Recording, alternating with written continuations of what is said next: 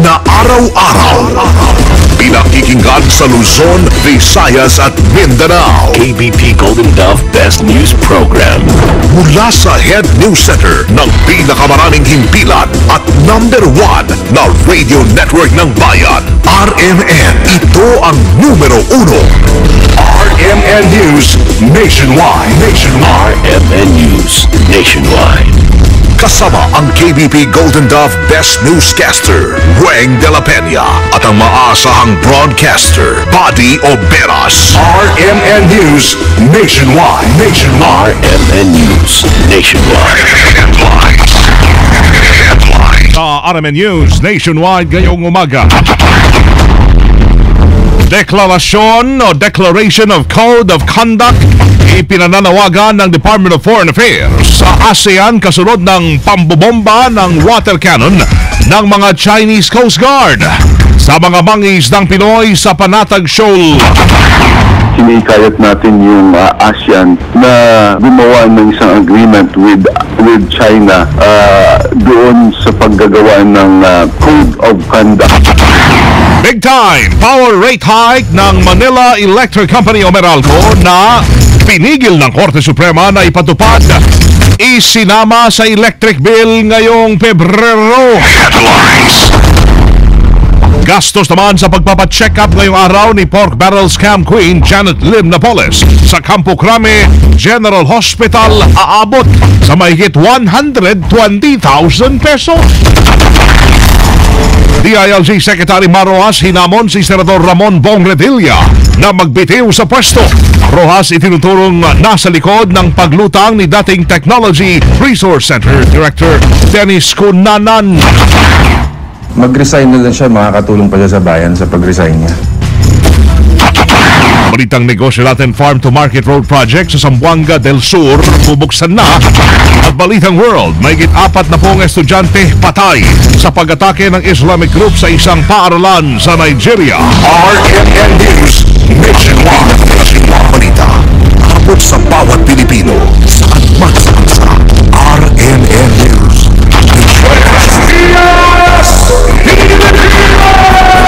Umaga ng Miyerkules, so ngayon mga kasama, Pebrero 26, 2014. Ito ang numero 1 RMN News Nationwide. Ako si Weng de la Peña sa pangalan ni Buddy Oberas.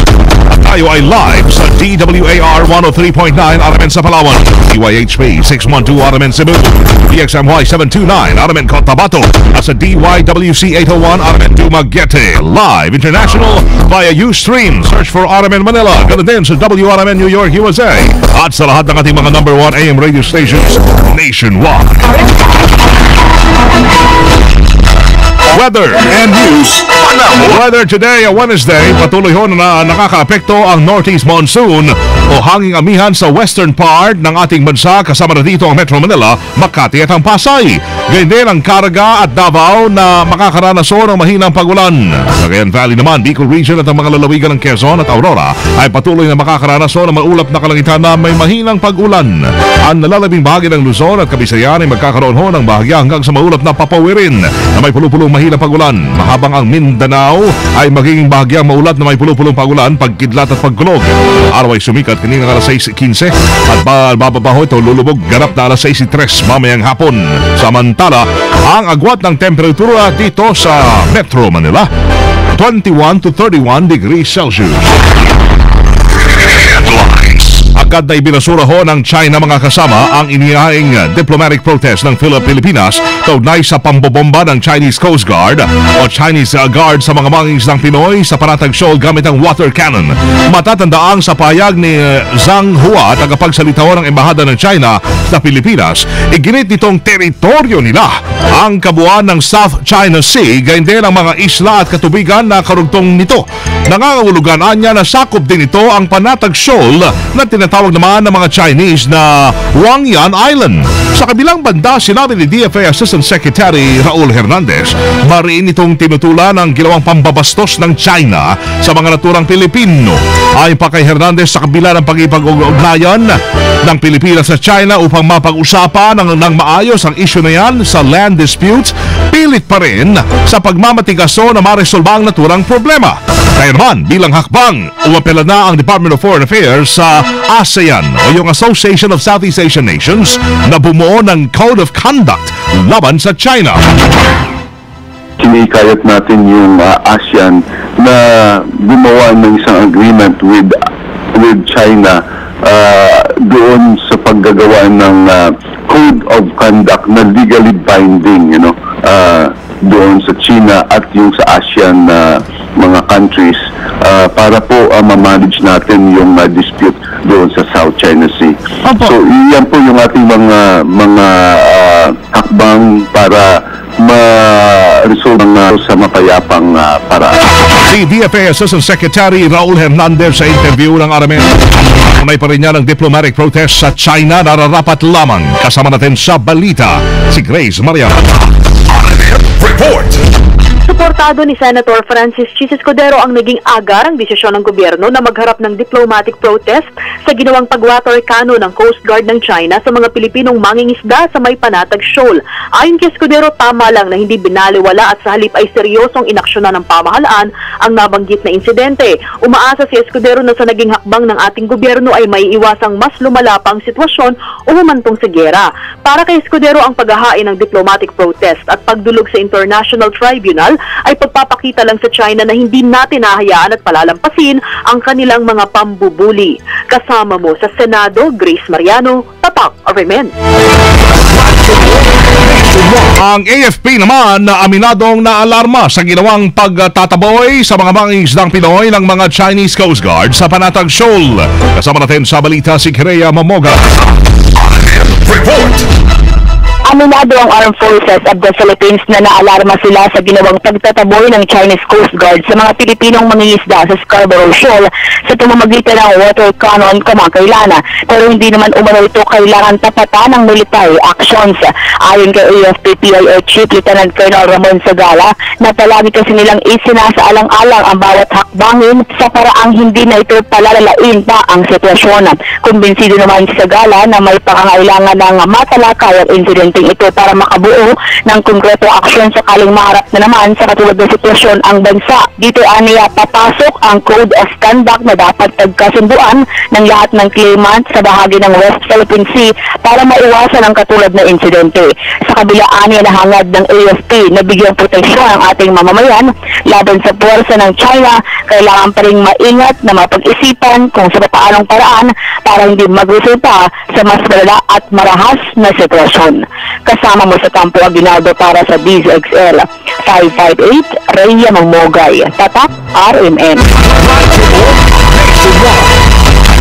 Nilinaw ngayon ng Manila Electric Company o Meralco ang pagsama sa electric bill ng kasalukuyang buwan ang inihingi nitong dagdag singil na pinigil ho ng Korte Suprema sa pamamagitan ng isang temporary restraining order.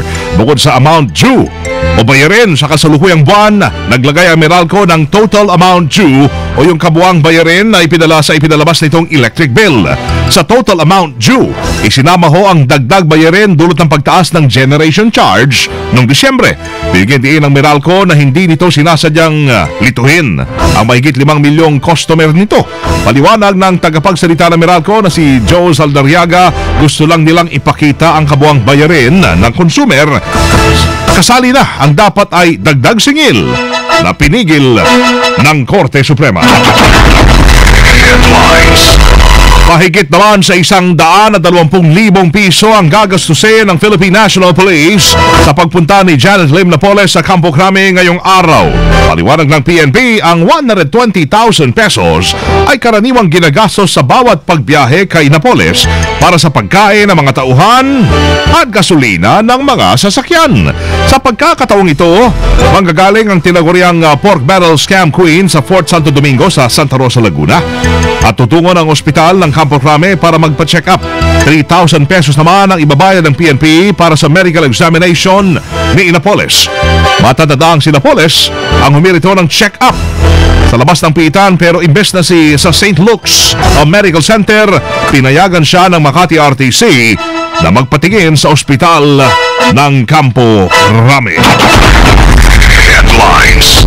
Inamon naman ni Senador Bong Revilla Jr. si Interior and Local Government Secretary Mar Rojas na magbitiw na sa pwesto. Katwiran ni Revilla, ineffective si Rojas sa crisis management at disaster response, partikular ng manalasa ang bagyong Yolanda. Idagdag pa niya ang mga kapalpakan nito nung kalihim pa ng Department of Transportation and Communications, bukod pa sa nakabinbin pa ring Atimonan Massacre. Ang bigat yata ng daladala ni Secretary Mar. So, yun lang masasabi ko. Kaya ako siya. Mag-resign na lang siya. Makakatulong pa siya sa bayan sa pag-resign niya. Kaysa mag-advise siya ng kung ano-ano nakapalpakan sa presidente. Una nang sinabi ni Revilla na posibleng si Rojas din ang nasa likod ng pagtestigo ni dating Technology Resource Center Direct o General Manager Dennis Curanan sa pork barrel scam para idiin siya at iba pang kapwa senador. May go signal na ng Department of Justice naman ang pagdalo ni dating Technology Resource Center Director General Dennis Curanan sa naitinagda naman ng Senate Blue Ribbon Committee sa darating na Marso 6. Kinupirma ni Justice Secretary Leila de Lima na nagkausap na sila ni Senator T.J. Gungona na namuno naman sa komite kaugnay sa planong pagdinig ng Senado. Inihayag din ng kalihim na inalam lamang ni Gungona kung nasa ilalim ng Witness Protection Program si Curanan na una nang inaprubahan ng NBI para isa ilalim sa Provisional State Witness. Inihayag din ng nabatid na inaasahan ang posibleng face-off. Mag-face-off din na Curanan at Senator Jinggoy Estrada sa susunod na linggo matapos kumpirmahin ng mababatas na ito'y dadalo na sa nasabing pagdinig. Makakasamay na hakpo ang ilang website ng gobyerno kasabay ng Black Tuesday protest laban sa kontrobersyal na cybercrime law. Nagpakilalang Pinoy Vendetta ang nag-deface sa websites ng Philippine Nuclear Research Institute, Quezon Province, Dipolog City at Talibon sa Bohol. Sa kanilang iniwang mensahe sa mga website na yon, kinokondena nila ang Republic Act 10175 o yung Cybercrime Prevention Act of 2012 sa katwirang malinaw na ito ay paglabag sa karapatang pantao kung saan pinipigilan ito ang pagpapahayag ng sinuman ng malaya sa pamamagitan ng internet. Question din ng Pinoy Vendetta ang online libel na una nang kinatigan ng Korte Suprema. Hinimok din ito ang gobyerno na ibasura na ang naturang batas. Bukod sa Pinoy Vendetta, isa pang hacker ang umatake naman sa website ng Philippine Institute for Development Studies at binatikos ang mga mambabatas na nagsulong ng cybercrime law. Ang pagpasok umano ng makakaliwang grupo sa lugar na nasalanta ng bagyong Yolanda hindi ikinabahala ng palasyo.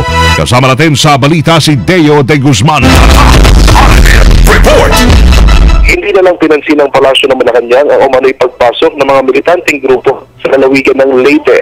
Matatandaan kasi na una nang sinabi ni si Secretary Panfilo Lacson na nahaduan na ng mga makakaliwang grupo ang mga biktima ng bagyo. Ito naman nagmula ang pagkontra ng grupong People's Surge sa 3-meter no-build zone at paghingi ng 40,000 piso sa gobyerno. Ayon kay Communications Operations Secretary Sandy Coloma, wala namang problema kahit napasok na ng makakaliwang grupo ang mga nasalanta ng bagyo. Malayo naman kasi anya ang lahat na maghayag ng kanilang mga salubin at hindi ito hahadlangan ng gobyerno. Kasama mo sa Palasyo ng Malacanang para sa DZXL 558, Deo de Guzman, Tatak RMN.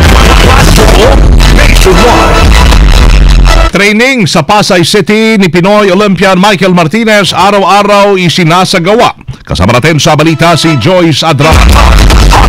Report! Inaabangan ating mga kababayan ang serya ng pagsasanay sa Pasay City ni Filipino Olympian Michael Martinez. Kabilang sa nag-aabang kay Martinez ang mga residente ng Pasay matapos itong ideklarang adopted son ng lungsod. Partikular na isinasagaw ni Martinez ang pagsasanay sa skating rink ng SM MOA. Itinuturing din ang mode ng mga kabataan sa Pasay City ang lone Filipino Olympian sa Sochi Olympics. Muling lilipad si Martinez patungo ng Amerika para sa kanyang pagsasanay para naman sa nakatakda nitong laban sa Bulgaria. Kasama mo sa Pasay City, Joyce Collantes Adra, Tatak RMN. Samantala, ang Department of Health pinayuhan ang publiko na huwag magpanik hinggil doon sa napaulat na skin disease. Kasama natin sa balita si Angel Ronquillo. Report! Pinawi ng Department of Health ang pangamba ng publiko hinggil sa umunay kumakalat na flesh-eating skin disease sa Pangasinan. Nilinaw ni Health Secretary Enrique Ona na walang katotohanan ang mga lumabas sa ulat na mayroon ng naitatalang flesh-eating skin disease sa bansa kung kahit walang rason para magpanik ang publiko. Una nang napaulat ang nagataglay ng naturang sakit ng isang babaeng 21 taong gulang mula sa Santa Barbara, Pangasinan, pero ayon sa DOH, merong leprosy o ketong ang babae at kasalukuyan na inoobserbahan at sumasailalim sa skin treatment. Ang pangalawang kaso naman ayon sa Provincial Health ay naitala sa Villasis, Pangasinan, kung saan napag-alaman ng pasyente nagtataglay naman ng psoriasis. Paalala ni Ona na maraming skin diseases ang maaring matamo ni Numan, lalo na ngayong matindi na ang polusyon. Payo nito na sumangguni sa mga espesyalista o magpunta sa Barangay Health Unit para sa libreng healthcare service. Kasama mo sa lungsod ng Maynila para sa Liza XL 558, Angel Ranquillo. Tatak, RMN. Inaasahan ang pag-unlad ng pamumuhay ng mga kababayan natin dyan sa Culo, Miligan at Rizal Agrarian Community sa Zamboanga del Sur. Ito ay matapos makumpleto mahigit 1 kilometrong Culo Farm to Market Road Project ng Department of Agrarian Reform. Agad ayon kay DAR Regional Director Julita Ragandang, halos 200 pamilya ang mabebenepisyuhan ng naturang kalsada, kung saan ay mas magiging mabilis ang pagbiyahe ng kanilang mga produkto papunta sa mga pamilihan at maabot na rin ng mga paunahing serbisyo ng pamahalaan. RMN News Abroad. Sa Nigeria, patay ang may 43 katao matapos ang pag-atake ng Boko Haram Islamic group sa isang eskwelahan. Sa report, natutulog umano yung mga estudyante nang magpaulan ng bala at magpasabog pa ng bomba ang Islamic group sa Federal Government College sa bayan ng Buniyadi sa estado ng Yobe. Sa kasalukuyan ay dinala mga bangkay sa isang morgue para isailalim sa autopsiya. Noong nakaraang taon ay matatandaan na kalintulad ring insidente ang nangyari ang ginawa ng naturang grupo sa Nigeria. Makakasama live pa rin mula dito sa RMN News Center sa Makati City, Metro Manila, Philippines. Inyo pong narinig ang numero 1 RMN News Nationwide. Ngayon po'y Miyerkules na tayo, February 26, 2014. Sa mga Nadia sa Cebu, abangan si Atty. Rufil Banyok sa RMN News Diretso Balitang Cebu sa numero 1 pa rin DYHP 612 RMN Cebu. Panoorin ang naging pagbabalita natin ngayong alas 7 ng umaga. Pwede ho yan sa YouTube. I-type lamang ang RMN News Nationwide. Thank you, Lord. Tayo po ay nagkasama-sama muli. Salamat po sa inyong naging panahon sa amin. Sama nyo sa serbisyo publiko sa pangalan ni Buddy Oberas, Weng de la Peña. Dito pa rin sa tahanan na may pinakamaraming number 1, pinakamaraming himpilan, RMN Radyo Mo Nationwide. Live via satellite. RMN News Nationwide. Buong pansang boses ng balita. RMN News Nationwide. Oras natin mga katatak ay tatak alas 7:17 ng umaga. RMN. That time check.